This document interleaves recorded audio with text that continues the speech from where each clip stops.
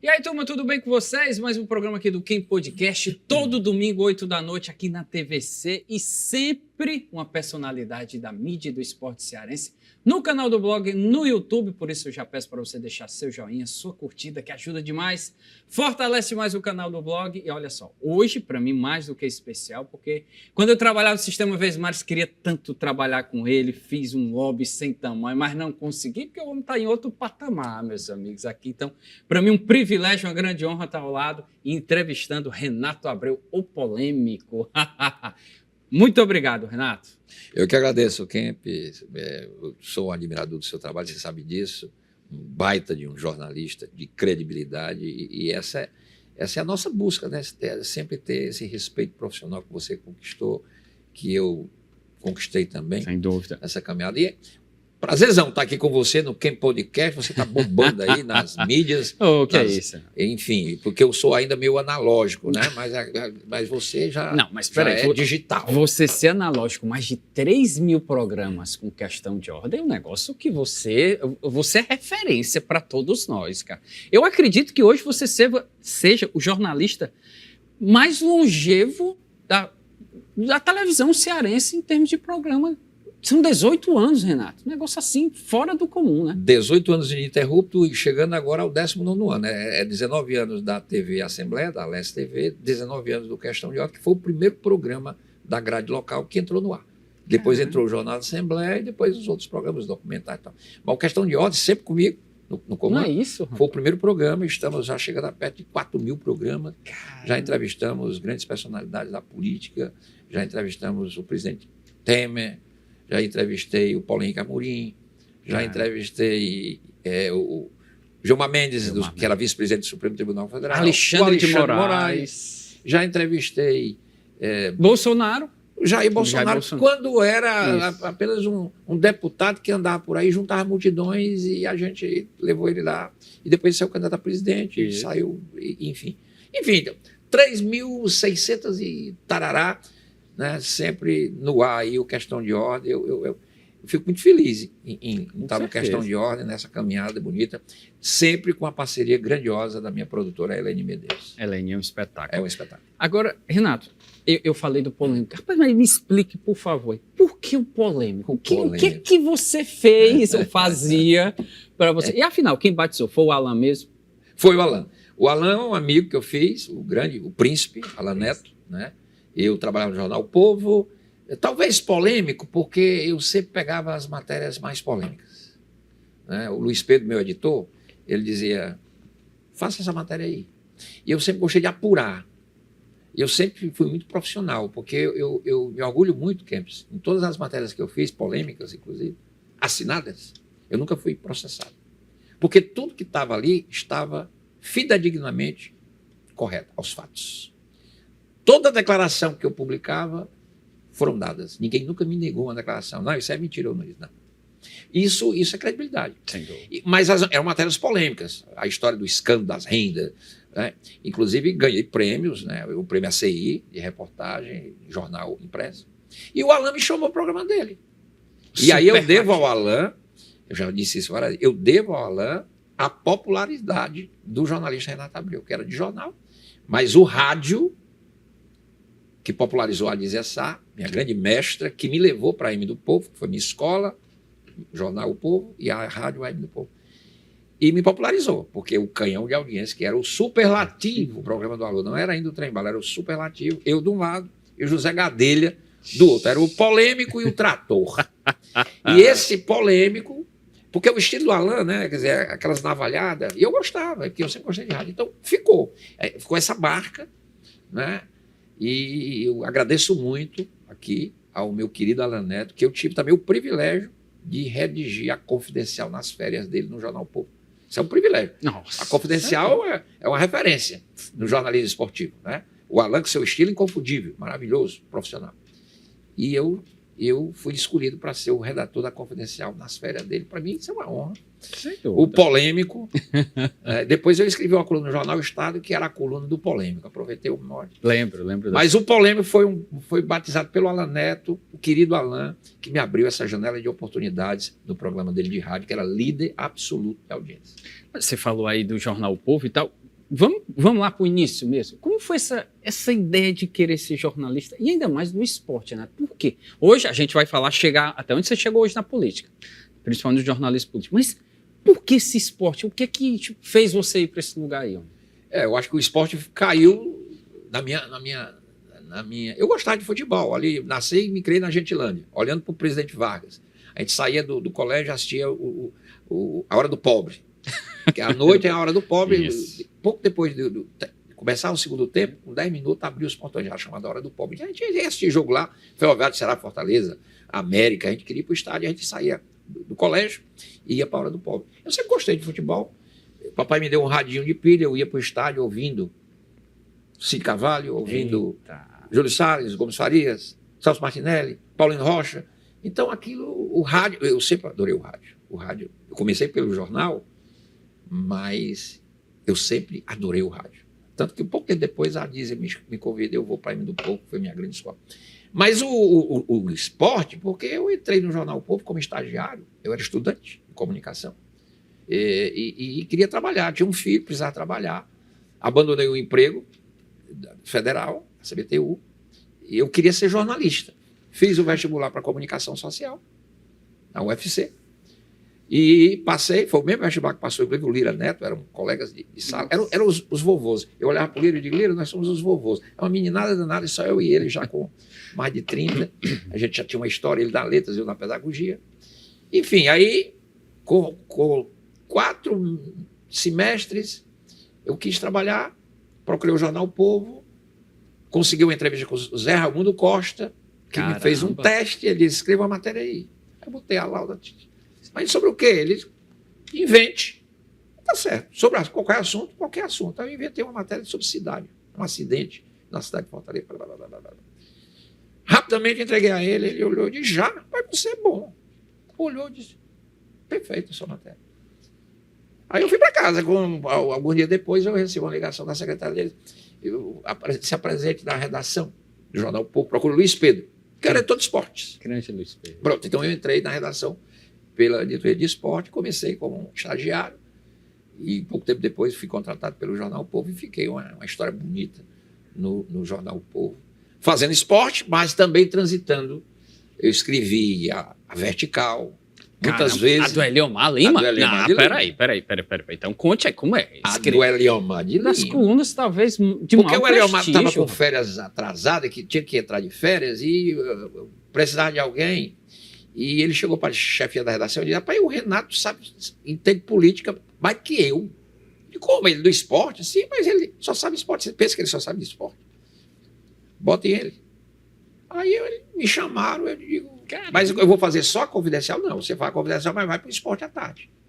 Então, de manhã eu apurava para escrever a confidencial, chegava no jornal às 3h30 da tarde, para entregar a confidencial, porque 4 horas começava o expediente do esporte para ir para os clubes, treino do Ceará, de Fortaleza, para passar da federação.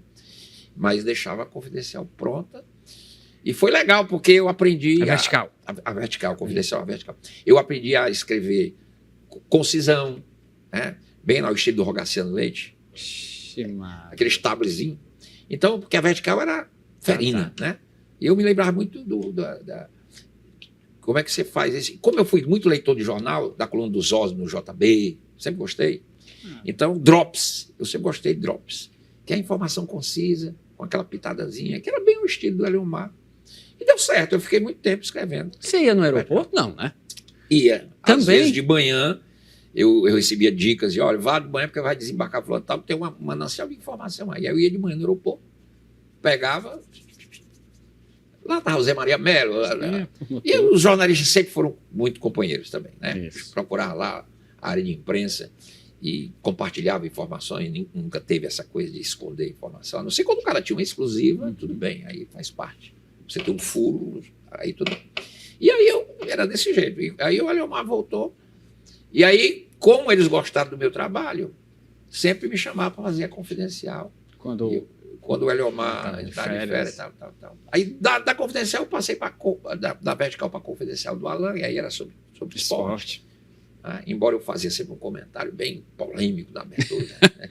Que era meu estilo. Sim, sem dúvida alguma. Cada profissional tem o seu estilo. Claro. O Alan tinha um dele, um estilo inconfundível. Eu tenho o meu, o Elomar. Os grandes colunistas sempre. O Hélio Gaspar, que eu adoro ler. Sensacional. E entrei no esporte por isso. Mas eu escrevia sobre cinema, no caderno V de Arte. Como foi esse período aí de cinema? Você gosta de Eu cinema? adoro cinema. Eu acompanho o Oscar desde os anos 70. Eu virava à noite assistindo a solenidade do Oscar. Eu adoro filmes.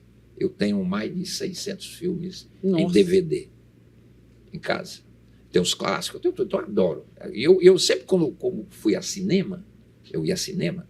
Eu sou do tempo do cinema, não era dos streams. Né? Eu sou do tempo que você ia para o Diogo, você ia para o São Luís, você ia para o Fortaleza, ou então você ia para a sessão do Cinema de Arte do Cine Gazeta, do Center 1, do Pedro Martins Freire, que fazia a seleção.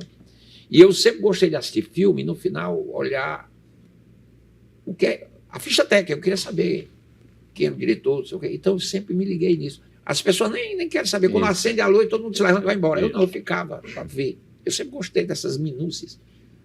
Quem é o diretor? Costa Garbas. Z, me lembro desse filme, sensacional.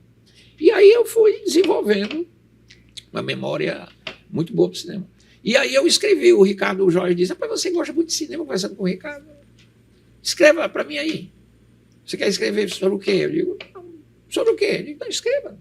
E eu escrevi. Ele me deu tema livre. Eu escrevi sobre Hitchcock, eu escrevi sobre Spielberg. Por que a academia esnobava o Spielberg? Porque o Spielberg era para ter ganho o Oscar. Sim, bem lá antes. Atrás, com contatos imediatos, com o ET, foram dar sua polícia de Chile. A academia tem umas mancadas, né? O Oscar está chegando aí. A academia dá umas mancadas. E o Hitchcock nunca ganhou o Oscar, a não ser um Oscar honorário. Quer dizer, isso é um absurdo você não ter premiado Alfred Hitchcock, um gênio, com Oscar. Caramba. Quer dizer, o Hitchcock é genial. Ele criou um estilo, ele criou o suspense, ele criou aquela câmera que vai aquela coisa do suspense. Aquela câmera que é o olho do baú. Isso foi o Hitchcock que criou. Né? Num tempo, ele criou o plano de sequência. O Hitchcock era um gênio. Você não dá o Oscar para o Hitchcock? Então eu escrevia sobre isso. Aliás, eu me lembro, o título que eu escrevi para o Hitchcock foi assim, por que Hitchcock prefere as loiras? Foi um artigo meu polêmico, porque o Hitchcock era voyeur. Ah, era? Não sabia, não. Então ele tinha fixação por atrizes loiras. Ele tinha um amor platônico por essas atrizes. Pode ver que as atrizes dele todas são loiras, né? A Tippi Hedren, dos Pássaros, a Janet Leigh, que era casada com o Tony O homem é um espetáculo, rapaz. a Janet Leigh da Facada, do Psicose. Sim, sim. A Grace Kelly. Grace Kelly, que trabalhou com ele até virar princesa, aí o marido proibiu e tal. A Grace era... Então ele sempre gostou de loiras, porque ele tinha uma fixação realmente. Mas é um genial. Então eu escrevi sobre isso. Eu escrevi sobre a Titiolina, eu me lembro, um artigo sobre a Titiolina. Titiolina, rapaz. Os mais novos que não sabem, falam, uma atriz pornô que virou foi deputada da Itália, né? Então, nos anos 80, ela virou uma febre, ela apareceu, inclusive, na transmissão da Bandeirantes, da Copa de 90, sendo entrevistada pelo Zé Luiz da Atena, em que, inclusive, ela mostra os seios. Ela diz assim, Bandeirantes, o canal da Copa. E tira. A Titiolina é maravilhosa. E eu escrevi um artigo sobre a Titiolina. E eu me lembro que o Luiz Sérgio era o editor executivo e gostou demais. Luiz Sérgio, sensacional. O Luiz Sérgio foi editor executivo do Povo, o Paulo Henrique era o editor geral, e ele adorou. Ele me chamou e disse, sensacional o seu artigo sobre a Titiolina. Titiolina, você tem que escrever mais sobre outras atrizes. Eu digo, vamos escrever daí. Mas você permaneceu no esporte, né? Durante muito tempo, né? Mas por quê? Porque você acabou... Porque você gostava também? Você achava que aquilo lhe dava... Eu gostava. Eu falo do jornal em si, né? Eu gostava, eu nunca forcei barra, né? Foram me deixando no esporte, foram me deixando. Aí surgiu a oportunidade de eu ir para a rádio. E aí, rádio, a Dizzy me chamou, ouviu minha voz e disse, rapaz, você tem uma voz muito boa para a rádio. Você gosta de rádio? Eu adoro. Quer ir trabalhar na rádio? Eu quero. Vá lá segunda-feira. Era só descer do jornal, lá embaixo era a rádio. Aí ela disse, saia com essa jornalista aí que ela vai lhe ensinar a fazer reportagem. Rejane Lima Verde. Caramba. Saía com ela e ela fazia reportagem para o Carlos Augusto e ela me ensinava. Aí disse, agora vai e faça. Aí eu saía com o gravador e gravava a matéria. Aí ela, quando chegava no estúdio, lá na rádio, ela disse, vamos analisar a tua reportagem. Aqui, isso aqui está errado. E aí, um belo dia, ela disse, você vai entrar no ar. Eu digo, não, eu morri de medo. Não, você já está pronto. Entra no ar e vou estar ouvindo. Dê um show, que você sabe fazer. E aí foi assim, eu estreiei num programa Esporte do Jeito que o Povo Quer. Era comandado pelo Rogério Gomes. Grande Rogério Gomes. E eu entrava como repórter, fazendo as reportagens de esporte e tal. O Fábio Queiroz, nessa época, também trabalhava com a gente. De lá, surgiu a oportunidade de eu fui ser repórter do Nonato Albuquerque, que era o espaço nobre do rádio. Donato, um monstro sagrado. Fenômeno. Fenômeno, vozeirão, inteligente. E aí eu era o repórter dele, em Carnov. Depois eu fui repórter até do Carlos Augusto, do Narcélio uma vez. Grande, isso. E aí era cidade, era polícia, era tudo. Era tudo. E sempre isso me fez crescer profissionalmente, né? E aí eu adorava o rádio. Aí surgiu a equipe de esporte, Chico Rocha, Vila Max, eu virei repórter. Depois virei comentarista de futebol e fiquei um bom tempo comentando futebol. Aí apareceu a política e a gente vai já lá na política. Eu quero chegar lá na política. Mas antes da gente ir lá na política, você fala dessa equipe. Era uma grande equipe, né? Essa do esporte lá. Chico Rocha, Vila Max. Nossa, tinha um... O Paulo Henrique Raulino era o editor-geral. E quando ele contratou o Chico Vilar, o Timão do Povo. Timão do Povo. Aí era Chico Vilar e veio Verde Serafim, a voz da loteria. Veio Quilmer de Campos, estava começando, Quilmer de Campos. Paulo Saia Carioca. Caramba. Aquele menino lá cobriu o ferroviário, Ari Bezerra. Ari Bezerra, irmão do Ivan Bezerra. Irmão do grande Ivan Bezerra. Que a gente se encontrava muito, ele pelo Diário, eu pelo Povo, fazendo reportagem nos treinos do Fortaleza, porque hoje não tem mais, né? Isso, não Os tem mais. repórteres não entram mais nos clubes, eu acho isso um absurdo. Aí vamos já falar, eu quero sua opinião sobre isso. Eu acho um absurdo. Pois bem, aí o que é que acontece? O Paulo Henrique me chamou e disse, eu quero que você produza a equipe. Eu disse, como, Paulo Henrique? Eu não tenho tempo, não. Não, você vai ficar fora do jornal. O Rafael Luiz Pedro, vamos contratar outra pessoa lá e você vai ficar aqui na rádio. Eu quero produção, vamos tirar esse negócio de oba, alô. Eu quero jornalismo na rádio. Aí eu disse, tá certo. Aí eu ficava produzindo. Eu digo, Ali, o que é que teve na Barra hoje? Renata, hoje não teve nada, não teve nada, aconteceu nada. O que é que houve lá? Houve um treino. O treino pronto. Eu digo, não, treino pronto tem que ter, né? Porque vai ter o jogo. Mas o que é que houve no treino pronto? Rapaz, teve um menino, 17, que entrou, acabou com o treino. Essa é a matéria. Ferroviário desponta o jogador. A matéria é essa. Esse menino novo, bota ele na matéria, entrevista esse menino aí. Quem é ele? O que é que ele faz? Ele é do Ferroviário, ele é do Juvenil, de onde é que ele surgiu? Essa é a matéria. Depois você destaca qual é o time para jogar. E assim eu fui ficando lá no esporte, produzi até Sérgio Pinheiro, quando foi para a rádio, fazer aquele programa dele, grande Sérgio. Fizemos uma boa amizade.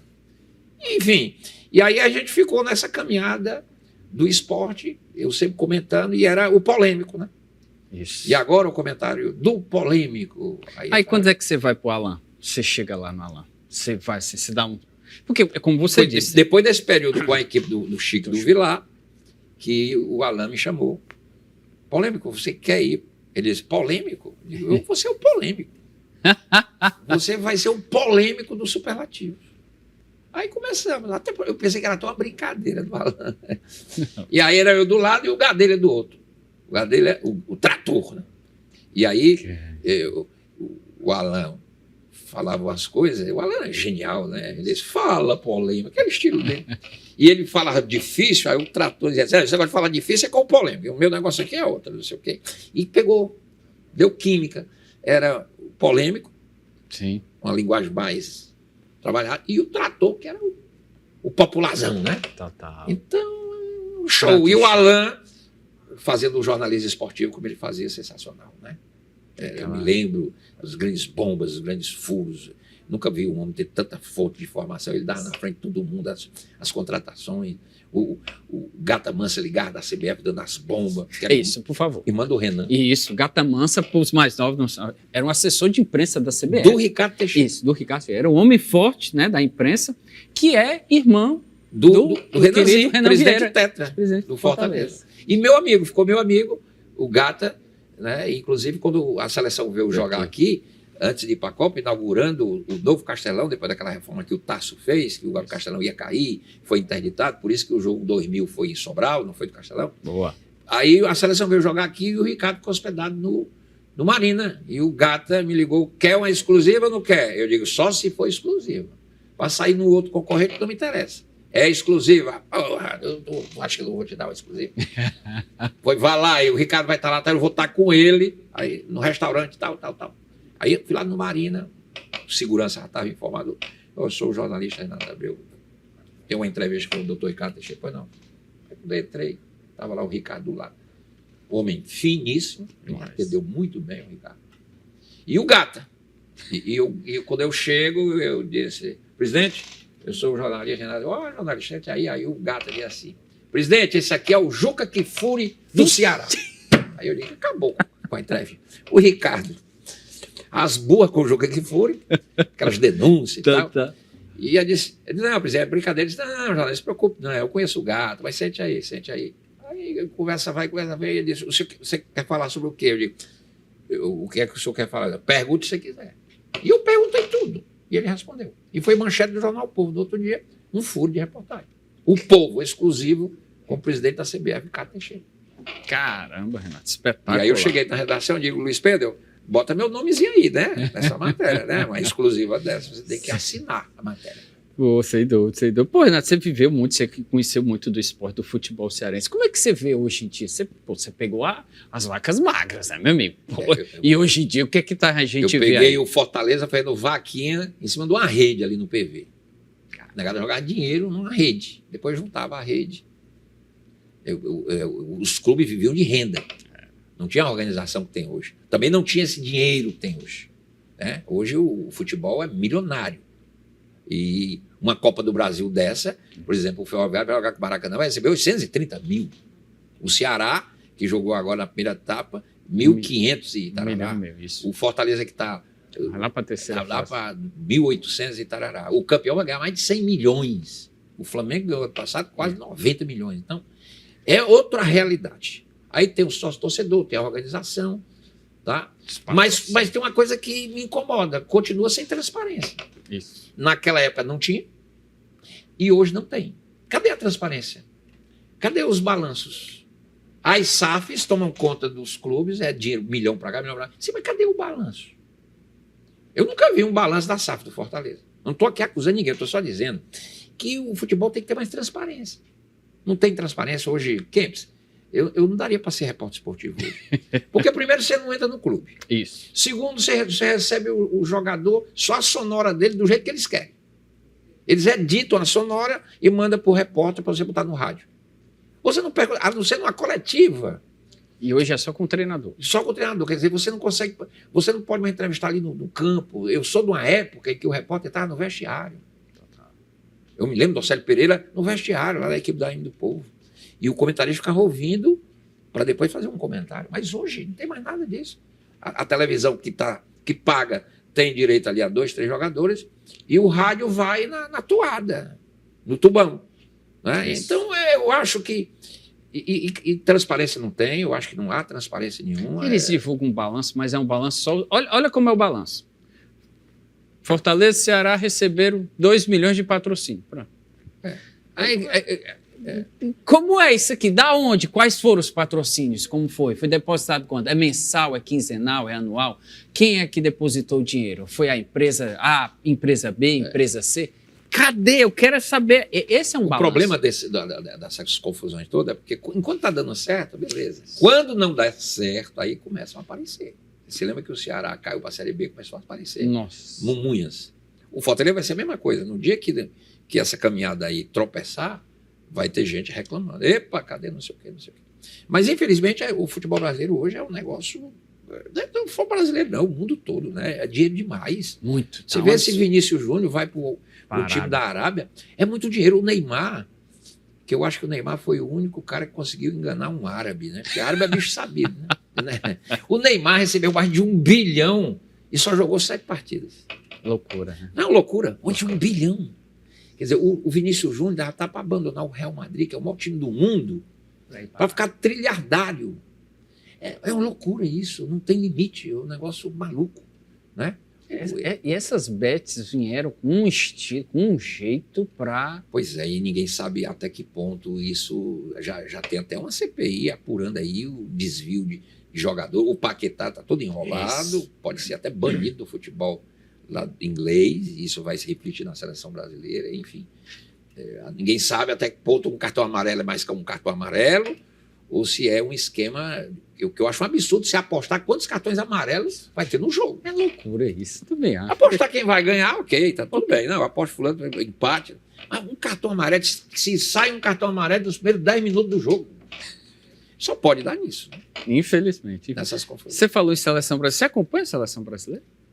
Acompanho sofrivelmente, né? Porque a seleção brasileira é triste, não dá gosto ver o jogo da seleção, né? Não dá. Infelizmente, a seleção brasileira virou uma piada, né? Quer dizer, nós passamos um ano sem treinador, esperando um treinador que depois disse que não, eu nunca disse que iria. O Ancelotti disse, Não foi, não. eu não confirmei nada, não. Quer dizer, nós passamos um ano vivendo uma mentira, que o Ancelotti tinha se comprometido. Nunca se comprometeu. Aí nós perdemos um ano de trabalho, aí botaram aquele Diniz, que foi um desastre, e o nosso Dorival não vai bem. Eu acho até que o Dorival não se segura para a Copa. Se classificar, pelo amor de Deus, se não se classificar sem dúvida, numa eliminatória sul-americana, que é fraquíssima, pelo amor de Deus.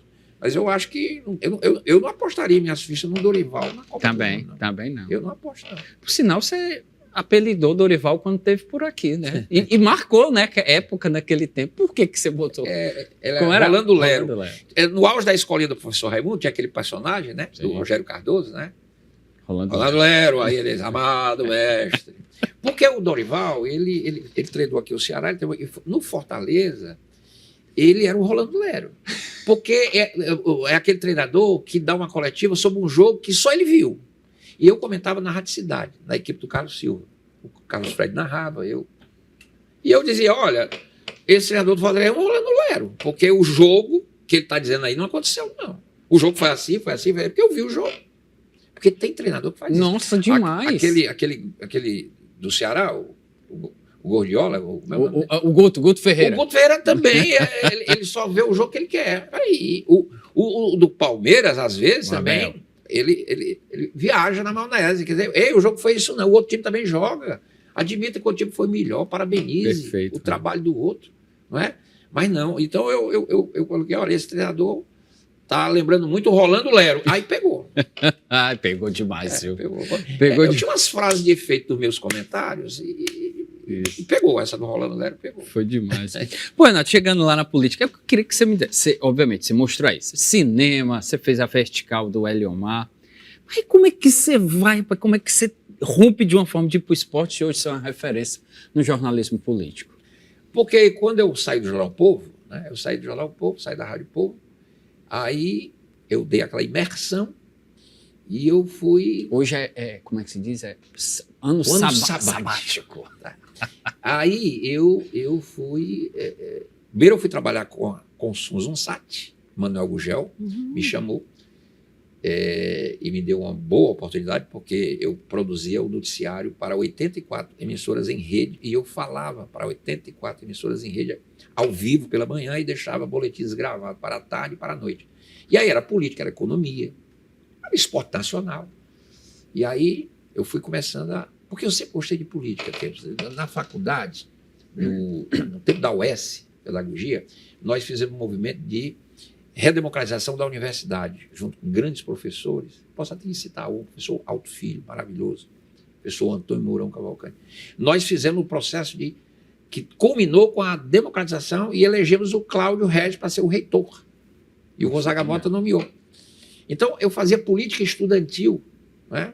E militava na política fortemente. Anistia, direta já, tá certo? Éramos do comitê das diretas já aqui, da juventude. Eleição do Tancredo Neves, que teve os comícios praça pública, embora a eleição do colégio eleitoral. Então, eu vivi essa efervescência constituinte, tá certo? A eleição do Tasso Gereissati, em 86, teve um forte apelo da mudança. Então, eu vivi tudo isso, e eu tenho esse cabedal da política, e o Bom Estantil me ensina muito. Você aprende muito com o Estantil, e eu leio muito, sempre gostei muito de ler. Sempre gostei de ler. Eu acho que o bom jornalista, ele tem que ler. Sem dúvida, sem dúvida. Acaba com Ctrl-V, Ctrl-Q. Leia, tá? Aprofunde. Não fique só lendo manchete, aprofunde, leia as análises. Eu sempre gostei de ler Carlos Castelo Branco, que o papai era assinante de jornal O Povo, e chegava. Eu li a coluna do Carlos Castelo Branco, eu sorvia aquela coluna sensacional. O Carlos Castelo Branco, piauiense, ele fazia uma análise da política de Brasília como poucos. Nossa. O Carlos Chagas, na Manchete, ele sabe que o papai também comprava Manchete, eu lia o Carlos Chagas. Então, isso foi me dando cabedal de entender a política. Tá? E isso tudo me deu essa bagagem. Por isso que eu faço questão de ordem. Tem tudo. Com a qualidade que eu faço. Tem assuntos variados da política, da economia, da Você ciência. lembra de coisas que até o próprio entrevistado fala assim, rapaz, é isso. Porque essa história me deu esse estofo, tá certo? Então, você precisa... E a leitura. É indispensável hoje, por exemplo, para quem quer entender a política no Brasil, ler o Hélio Gaspari, que é um jornalista isento, que é um jornalista respeitável, de credibilidade, que não entra nesse jogo de polarização. Então você tem que ler o jornalista que diz a verdade dos fatos, de um lado e de outro. Se você não lê isso, você vai ficar um jornalista de lados. Eu acho que o jornalista ele tem que ser isento e analisar os fatos. Então isso me deu esse cabedal. Aí eu fui para a política, trabalhei com o Carlos Silva no Momento Político, redigia o Momento Político, muitas vezes apresentava e fazia comentários quando ele viajava. Isso também me foi uma escola para mim. E aí, um belo dia, a Cristiane, que me conhecia do jornal O Povo, me chama para a TV Assembleia. Marcos Carlos estava montando. Então foi Cristiane Salles então, que lhe chamou para... É. Mas você já tinha em mente um programa como Questão de Ordem? Não. A Cristiane, a TV estava sendo montada, todo mundo sabia, mas aí a Cristiane me chamou aos 45 do segundo tempo. Meio-dia, terminada a sessão na Assembleia, eu estava lá cobrindo para levar a matéria para o Momento Político. E ela me chama, vem aqui na minha sala. Eu fui lá na sala dela, que é onde é o comitê de imprensa hoje. É o seguinte, estamos montando a equipe da TV e você tem até o final da tarde para me trazer os documentos. Eu digo, como é, Cristiane?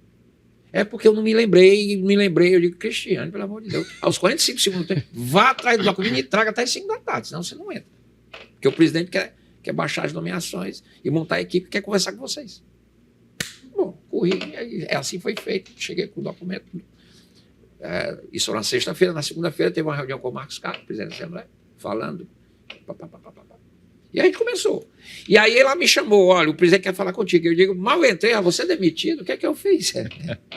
Eu disse, ele já vai me demitir, o que é que eu fiz? Ele disse, não, é uma boa notícia para você, pois vamos. Mas o que é não? Quem vai dizer é ele.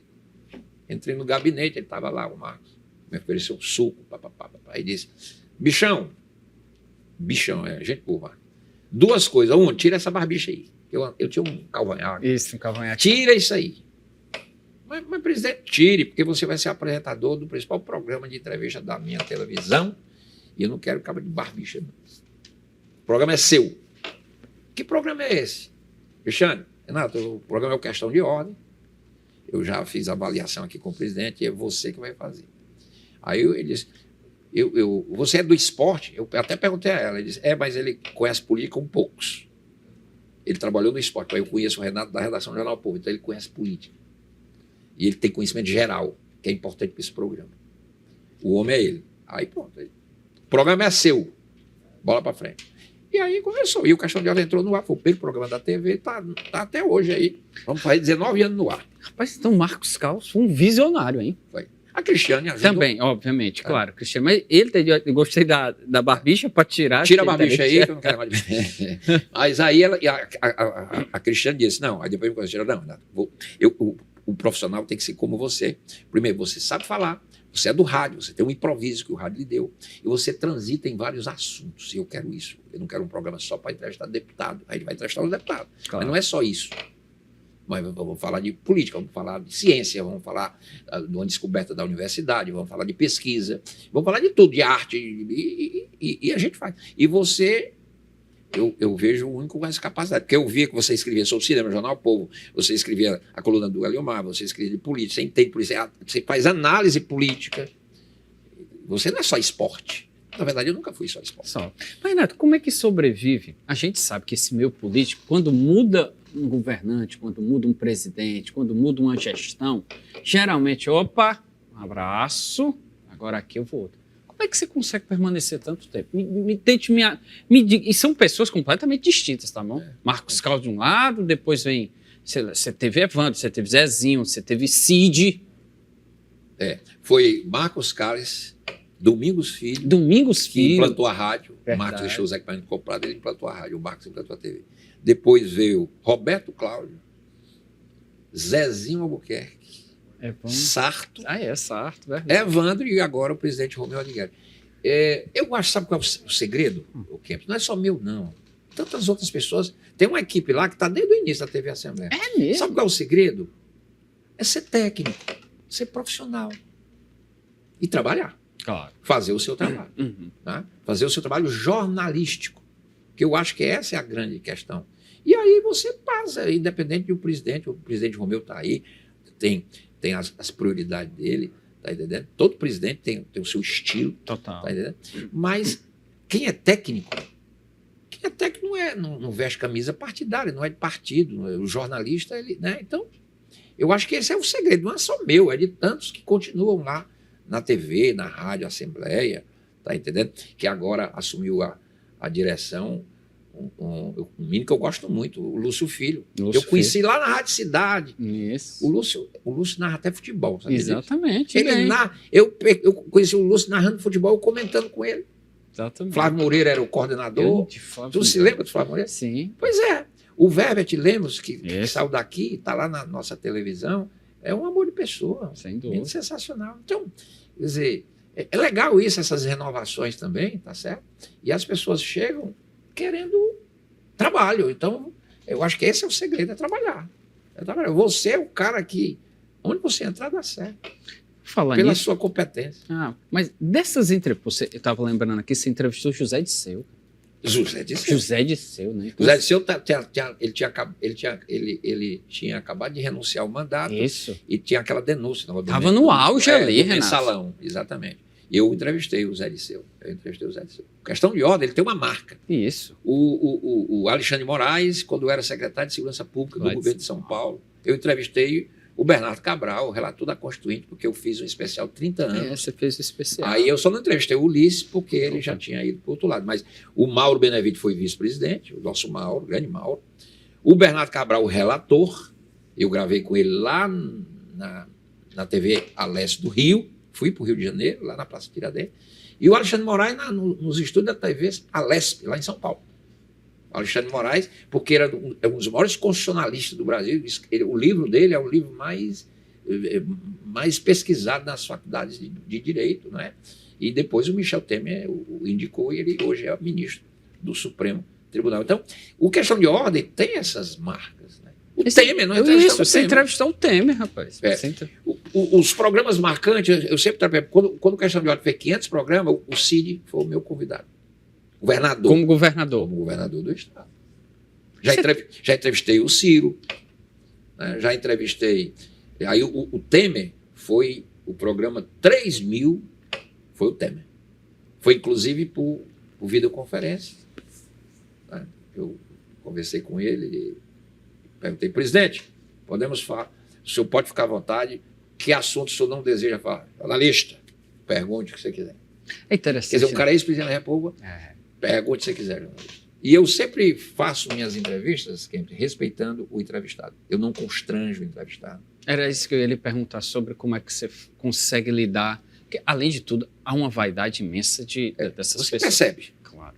Você tem que ir ao fato, ao âmago da questão que interessa ao teu ouvinte, ao teu telespectador, porque o programa Questão de Ordem ele também passa na rádio, à noite, 10 da noite. Então, você tem que perceber qual é o assunto que eu tenho que tratar com ele. Esse assunto eu vou ter que falar.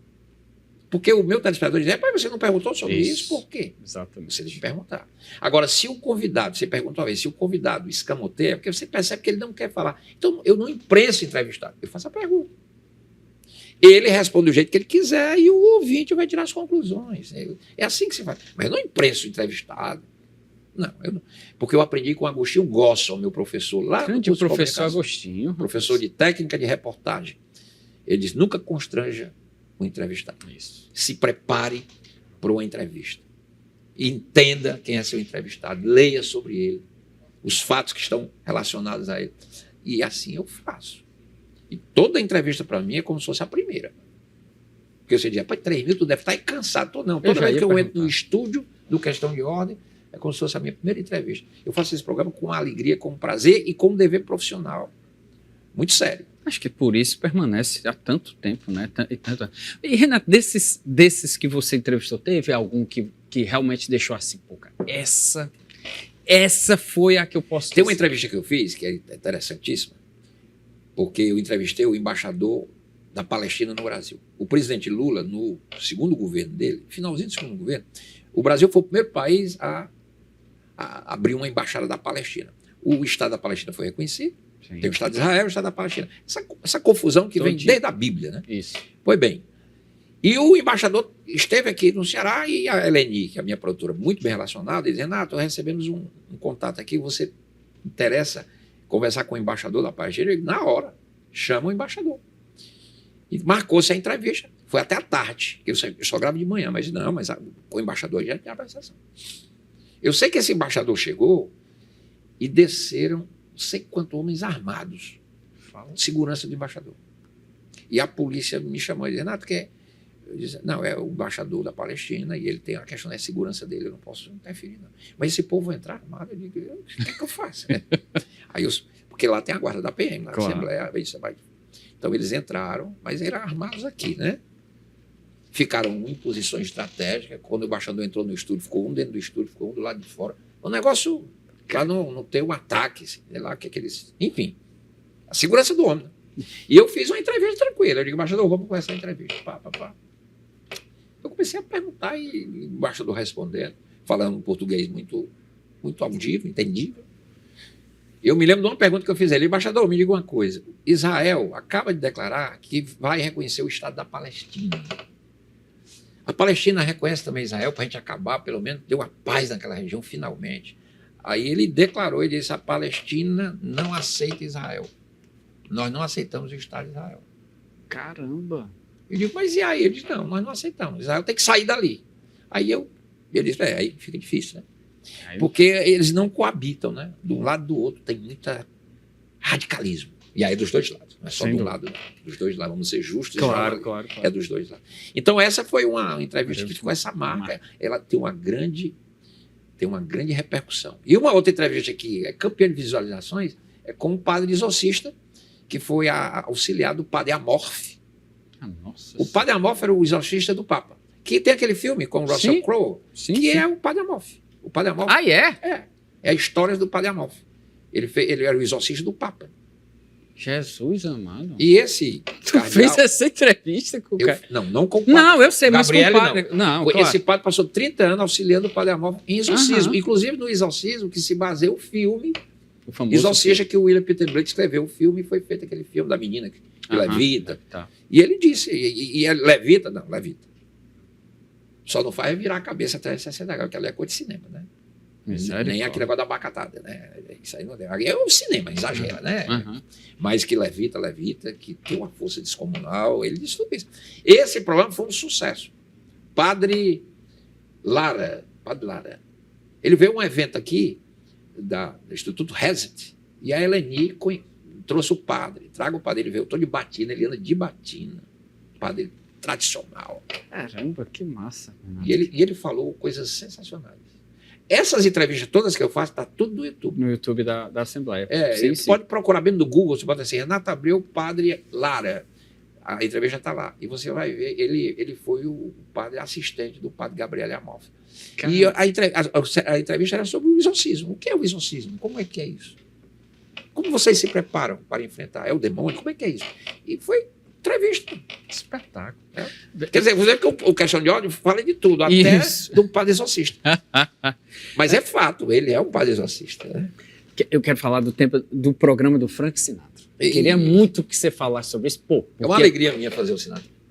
E essa paixão, homem de Deus? Aqui. Pega aí. Tá tudo bem aí, né? Vocês escutam a gente aí, Tibano? Tá, né? Vai lá. Olha, o Frank Sinatra eu escuto desde 1978, né? Porque eu morava na Gentilândia e veio o vizinho lá para casa, veio morar uma família que tinha um menino que tinha um som Garra Gradiente. Nos anos 70, você não se lembra disso? Não. Era o bolachão. Não tinha CD. Não tinha CD, não. Era o bolachão. Não tinha controle remoto na televisão, não. Você tinha que ir lá Tá entendendo? Eu peguei. Eu lembro lá em casa a briga de domingo. Fantástico ou Flávio Cavalcante? Papai queria o Flávio, a mamãe Fantástico. Hoje tem televisão até no banheiro. Hoje tá frouxo. Pois bem, celular. E esse menino, ele ouvia Beatles, Chico Buarque, que eu também adoro. Eu sei quase todas as canções do Chico e canto. E o Frank Sinatra. E quando eu ouvia, eu digo, Pô, que voz! My Way, Tempo for New York, Fly Me to the Moon. E eu viajei, eu digo, quem? Aí eu fiz amizade com ele e disse, esse aqui é Frank Sinatra, o maior cantor do mundo. Frank Sinatra. Aí o Sinatra veio para o Maracanã, aquele famoso jogo passou na Globo, eu assisti com o papai. Hoje eu tenho o DVD do show. E aí começou, e aí eu comecei, quando eu comecei a trabalhar, a ganhar dinheiro, eu ia na Livraria Cultura, quando eu viajava para o Rio de Janeiro, eu ia lá na Modern Sound, e eu comprava tudo que tinha de Sinatra. Eu tenho todos os CDs do Sinatra lançados no Brasil. Caramba! E alguns que eu mandei buscar fora. Eu não tenho tudo dele não, porque é impossível. Mas tudo que saiu no Brasil, seja de CD ou DVD, eu tenho. Então, isso me deu um cabedal. E livros, né? Para montar um programa que eu fiz com meu amigo Sávio Soares, que é um grande advogado, e é fã do Sinatra, e sabe mais do que eu do Sinatra. É mesmo? É. Tem um amigo nosso lá na Assembleia, o Vinícius Benevides, que também é fã do Sinatra. Rapaz, encontrou esse povo todo nessa. E aí você levou o programa e o pessoal gostou. Bom, na verdade, o programa do Sinatra foi uma ideia da Silvia, me chamou, a Silvia Góes. Silvia Góes. Foi logo que a rádio entrou no ar. Por isso que o programa também está no ar, no mesmo tempo da rádio, como Questão de Ordem na TV. Okay. A Silvia Góes me chamou e disse, Renato, eu preciso de um programa diferente, final de semana. Porque a rádio toca mais o cearense, o nordestino, aquele negócio todo. Que é normal isso. Claro, sem mas eu digo, eu quero um sábado, uma coisa. Você não gosta de Beatles? Eu digo, adoro. Pois faça um programa sobre Beatles. Eu digo, Silvinha, me permita. Eu não quero fazer sobre Beatles, não, porque o meu amigo Nelson Augusto faz lá na FM Universitária o Frequência Beatles. E eu não quero botar um programa de Beatles na hora do programa do meu amigo Nelson. Isso seria de um mau caratismo, e eu não sou essa pessoa. Mas eu tenho uma ideia. Por que aí tu toca Sinatra? Aí eu, Sinatra. O Sinatra é charme, Sinatra é glamour, Sinatra combina com a noite de sábado. E aí eu boto amigos, Sinatra e amigos, que aí a gente junta, bota até Beatles, bota cinema, trilha de cinema, como a gente vai. Aí de show, e faço o projeto. Aí eu peguei ela, tá aprovado. Aí o Ronaldo César, tá lá, me ajuda muito, sempre me ajudou. E o Sávio começou comigo. Rapaz, que espetáculo, rapaz. E tá no ar até hoje. Até hoje, isso. Aliás, você me dá a oportunidade de dizer que a temporada 2025 começou sábado agora. Maravilha. E você acompanha ele lá no site da Alessia FM. Fica lá todos os programas Sinatra e Amigos. E nós vamos ver um especial do Oscar, né? Porque tem um bocado de canção legal aí dos filmes. Aquele filme do Bob Dylan. É sensacional. Por que não um programa de cinema? Porque no Sinatra Amigo eu medo cinema. Não, mas assim, especificamente, você gosta tanto? Gosto. Fiquei com vontade. Mas é porque para gente fazer um programa de cinema e televisão, tem um problema aí do YouTube, os direitos autorais. O YouTube derruba. Se você começar a usar, o YouTube derruba, não sei o que é. Então, eu adoraria fazer um programa de cinema. Né? Porque você sabe que a gente corre de um lado para o outro. Sim. Que eu trabalho também na Rádio da Câmara. Lá com a Jocasta. Isso, grande Jocasta. Grande. Espetáculo jornalista. E aí a gente corre, eu saio da Assembleia, corro para lá, e tem que cuidar de família. É um negócio. E eu não tenho muito tempo. Mas eu preciso me organizar para começar a escrever um livro sobre cinema. Era meu outro tema aqui, que você também é escritor. Eu queria só falar do livro, o livro do Papa. O livro do Papa foi uma ideia. Eu disse, Papa, eu não vou fazer uma biografia sua, eu vou contar histórias suas, eu apenas contei uma parte da história dele, onde ele nasceu, recuperei a parte dele lá de senador Pompeu, a história da política, que pouca gente sabe, mas o seu Carlos nunca se elegeu a nada. Popular, querido pela torcida do Fortaleza, mas nunca se elegeu a absolutamente nada. E aí ele chegou à conclusão de que o povo não queria ir. Que ele se candidatou a vereador de Maracanã, não foi eleito. Isso. Aí essa foi a última, ele disse, mas tá bom. Tá bom. Porque você se lembra que o Ceará elegeu o Paulino Rocha, elegeu o Franzé Moraes, o Farias, né? E o Fortaleza nunca elegeu ninguém. O Fortaleza não gosta de eleger. E o Silvio, no auge da popularidade, era quase uma unanimidade no Fortaleza, se candidatou a vereador, era no antigo PFL, é o PFL. E não se elegeu. Aí eu fui atrás, fiz uma pesquisa, saber quantos votos ele teve. Eu digo, Silvio, tu só teve isso? Isso aqui é zero na torcida do Fortaleza. Eu digo, Natália, eu não sei o que ela fez. Eu digo, é porque ela quer você sendo Papa e não vereador de Fortaleza. O Papa é sensacional. Espetáculo. Também queria muito poder entrevistá-lo aqui, meu Papa. Melhores pro Papa, que fique bem, que tudo tranquilo, tá precisando. O Papa do marketing. Esse sempre foi. Tem uma história do Papa legal. Pô, por favor. Eu estava escrevendo a coluna do Alain, confidencial, nas férias dele. E eu estava ouvindo a Rádio Assunção, e o Wilton Bezerra deu uma declaração, porque o Emanuel Gugel, presidente do Ceará, tinha decretado que acabou o boi no Ceará. Acabou o boi no Ceará. Aí o Wilton Bezerra, que é maravilhoso, disse assim, mas como o boi acabou se o Silvio Carlos está vivo? Aí eu estava ouvindo e peguei como bote, né? Aí foi um bote no comentário que eu fiz. Aí eu contei essa história do boi, que o leitor entender que o boi era uma gratificação que o pessoal do rádio recebia para fazer uma divulgação de determinados eventos. Não era um negócio desonesto. As pessoas pensam que era. Não é. De repente vai ter um evento como tinha os Globetrotters, vem aqui no ginásio coberto para o rádio sempre foi a maior força. O rádio era que chamava. Quem chamava a audiência para os clássicos era o rádio. O Franzé Moraes e o Silvio, eles combinavam a briga dele. O Silvio ia para Assunção e o Franzé ia para Verdes Mares. E aí eles se esculhambavam para criar, tocar fogo e encher o Castelão. Isso pelas ondas do rádio. Hoje, infelizmente, o rádio não tem mais essa força, porque hoje tem a televisão, tem principalmente as redes sociais hoje, né, que se marca muito falcatrua, brigas imbecis.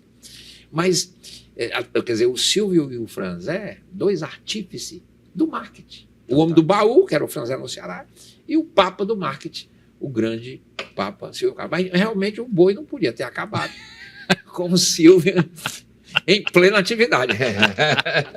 O Bezerra é um fenômeno com você. O Wilton é sensacional. Rapaz, já veio aqui, deu uma aula para todos nós. Pô, Renato, você sente falta dessas...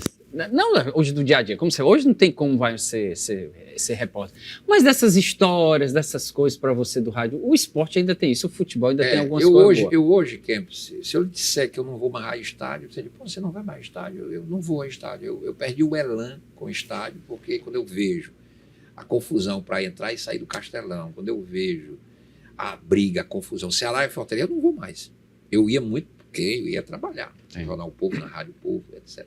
Mas eu não vou, foi a última vez que eu entrei no estádio de futebol, foi pro show eu fui o show do Paul McCartney, caramba, eu fui o show da Beyoncé, e o show do Elton John e um show do Roberto Carlos. Eu não fui, quer dizer, o jogo do Flamengo, que veio aqui, eu fui, pronto, tá certo? Eu não vou mais a estádio, hoje eu prefiro a televisão, eu fico na televisão, ali, a gente fica tomando uma cerveja, vendo, tá entendendo? Agora eu gosto de ouvir as narrações esportivas. Eu adoro o rádio. Eu acho que o rádio é uma magia. Eu adoro José Carlos Araújo, da Tupi, é um monstro. Né? O Caixa, que é um... O Caixa? Eu tirei uma foto com ele, rapaz. Esse Caixa é lá da Itatiaia. É um espetáculo. E é deputado, viu? É deputado estadual. Quando ele era agora de Caixa. Sensacional. Muito bom. O Zé Carlos Araújo, o garotinho, é um espetáculo. Aqui, rapaz, o Farias é um monstro. Fenômeno. Olha, qual é o locutor que está narrando e pergunta ao seu rapaz, quem é esse camisa 19 mesmo? E fica legal. É o Gomes Farias. Ele está narrando o jogo, ele já entrou com camisa 19 aí. Quem é esse camisa 19 aí, menina? E fica legal. O Farias é um espetáculo. Cara, Júlio e o nosso Julinho, né? Sim, o nosso grande Júlio. Júlio, da Imperatriz Charles. Eu tive a honra de comentar futebol com o Júlio narrando. Eu tive a honra de comentar futebol com o Farias, não, mas com o Moésio narrando. O Carlos Fred narrando, o Vavá Maravilha. Não, nós somos mal. O Vila Max. O Vila Max. O Vila Max. E quem mais? Eu tive a honra de abrir uma jornada, o garotinho narrando num efeméride da Rádio Clube aqui. Me chamaram para eu abrir a jornada para o garotinho. Massa, o garotinho, uma pessoa sensacional. Cara, ele é demais. Eu abri a jornada para o garotinho narrar um clássico Rei Ceará e Fortaleza. Na Super Rádio Clube, né, 1.200. Fiquei muito legal pelo convite que me fizeram. Renato, abriu aqui uma jornada. Garotinho e tal. Pô, rapaz, Renato, a gente tem tanto assunto ainda para conversar, queria tanto muito... conversar, principalmente política, essa polarização que é uma desgraça para esse país hoje. É o nosso clássico rei, parece, né? Só que pior, né? A polarização, ela embota o debate. Isso, aí acaba, aí você não tem mais um debate sério mesmo. Tem um debate. Eu imagino tanto que você deva sofrer com isso, com as suas... Assim, porque sempre deve perguntar, pô, Renato, familiar, amigo, ei, Renato, vamos ver, tu é isso ou tu é aquilo? Isso. Rapaz, Renato, tu entrevistou o pessoal tal. Rapaz, tu é Lula, depois tu é Bolsonaro, claramente. Nossa, eu imagino tanto que você deve sofrer com isso. Por isso que eu acho que a política ela tem que ser vista como um bem maior para a sociedade e os personagens têm que ser entendidos como eles são. Total. Sem paixão. O problema é a paixão. Hoje é um negócio o problema que é a deixa. paixão. Eu queria muito que você pudesse falar sobre Marcelo Paes. Grande Marcelo. Muito. Sobre o Fortaleza, sobre o Ceará. Rapaz, o Ferrão. Rapaz, o Ferroviário agora vai virar SAF. Eu até dar um recado. O Marcelo é sensacional como gestor, ganhando aí as laureas, maior gestor do ano. Mas eu acho que a SAF do Fortaleza, ela entrou enviesada. Por quê? Porque o Fortaleza não precisava de SAF. Qual é o time hoje que tem SAF? São tudo time falido. O Fortaleza não precisava de SAF. Não é legal, é que a SAF entrou e o Marcelo ele virou o dono da SAF e aí não tem mais eleição no Fortaleza. Eu acho que essas coisas precisam ser melhor explicadas. Nada contra a figura do Marcelo. Claro. Sensacional. Fenômeno. O Flamengo quer SAF? Não quer. O Palmeiras quer SAF? Não. O Botafogo quer SAF porque está falindo. Quebrado. Se o Textor sair, o Botafogo vai para a Série B. Se a SAF sair do Vasco, o Vasco vai para a Série B. Então, eu não vejo essa SAF como assim, a última Coca-Cola do deserto. Eu não vejo bem assim. Eu acho que o Fortaleza não necessariamente precisava ser SAF. E ele se organizou muito bem antes mesmo de ser SAF. Isso, exatamente. Com o Rogério Ceni, que é um trabalho maravilhoso. Esse Vojvoda, que é um gigante. E claro que o Marcelo teve um papel preponderante. Precisava ser SAF? Não sei, acho que talvez não. Renato, queria muito conversar com você, mas era muito mesmo. Muito obrigado. Olha, cara, fico muito feliz. Que entrevista espetacular. Quem dera que a gente possa... Por favor, tenha a segunda temporada. Eu espero que fique à disposição. A gente conversar muito mais sobre Eu agradeço muito, primeiro pelo espaço que você me deu aqui, generoso, né, para eu falar coisas. Porque eu não tenho um blog, eu não tenho Facebook, eu não tenho Instagram, não. Eu só tenho o Zap mesmo. E principalmente porque eu tenho um respeito por ti grande. A recíproca é verdade. Sempre você ouvi, sabe isso. Eu sei disso. Sempre lhe acompanhei e você percorre um caminho retilíneo. Tá? Rapaz, se eu for como jornalista. Metade do que você já conquistou, eu já estou feliz. Tenho certeza. Conquista mais. Nada. Eu já estou virando o Cabo da Boa Esperança. Não diga isso não. Não. Obrigado, de coração. Obrigado. Felicidade para você, sucesso. Show de bola. 5 mil, 10 mil questões de ordem. Sucesso para você. Espero que eu chegue aos 5 mil antes de me aposentar. Não, vai dar certo. Bem, então, esse foi Renato Abreu. Muito obrigado para você que chegou até aqui. Se você está até aqui é porque você gostou, então deixe seu joinha, deixe sua curtida no canal do blog, no YouTube e sempre lembrando, todo domingo, 8 da noite, aqui na TVC, é sempre uma personalidade da mídia e do esporte cearense. E hoje quem abrilhantou a gente foi Renato Abreu. Espero que ele volte, porque tem muita coisa boa para contar. Grande abraço, turma. Até a próxima.